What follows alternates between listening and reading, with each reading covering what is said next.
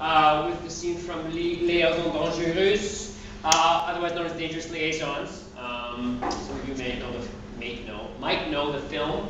All the other scenes were written in the period that they were from. This was written in the 70s by Christopher Hampton, but it takes place in a world of, well, you'll see.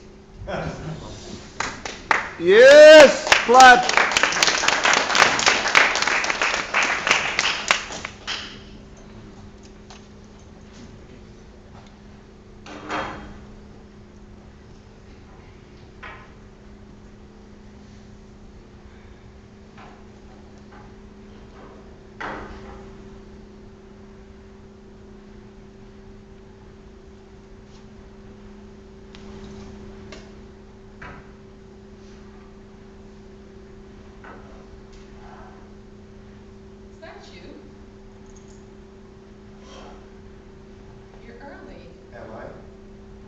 I wanted to ask you, the story you told me, how did it end?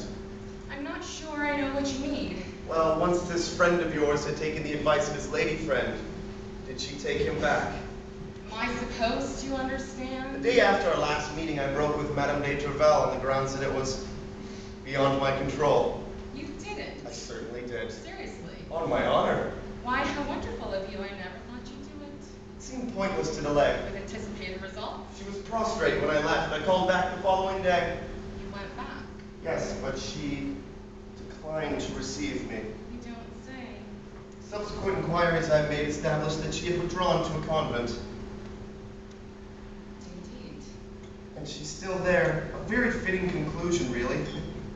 It's as if she'd been widowed. You kept telling me my reputation was in danger, but I think this may well turn out to be my most famous exploit. I believe it sets a new standard. I think I can confidently offer it as a challenge to any potential rival for my position. Only one thing can possibly bring me greater glory. What's that? To win her back. You think you could? I don't see why not. I'll tell you why not. Because when a woman strikes at the heart of another, she seldomly misses.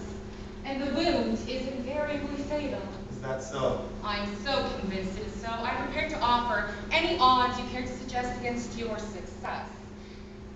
You see, I'm also inclined to see this as one of my greatest victories. There's nothing a woman enjoys as much as victory over another woman. Except, you see, Vicomte, my victory wasn't over her. Of course it was. What do you mean? It was over you. That's what's so amusing. That's what's so genuinely delicious. You don't know what you're talking about. You love that woman, Vicomte. What's more, you still do, quite desperately.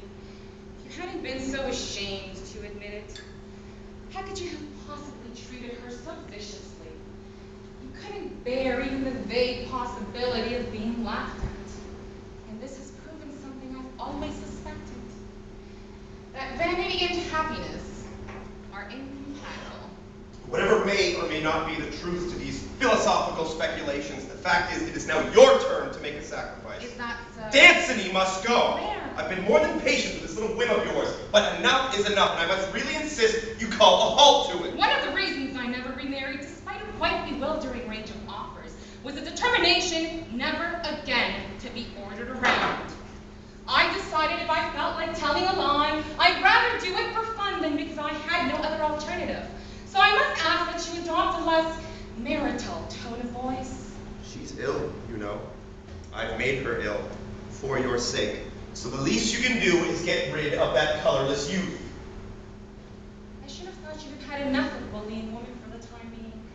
Right. I see I shall have to make myself very plain. I've come to spend the night, and I shall not take it all kindly to being turned away. I am sorry. I'm afraid I've made other arrangements. I knew there was something I had to tell you. With one thing and another, it had slipped my mind. What? Danceny isn't coming. Not tonight. What do you mean?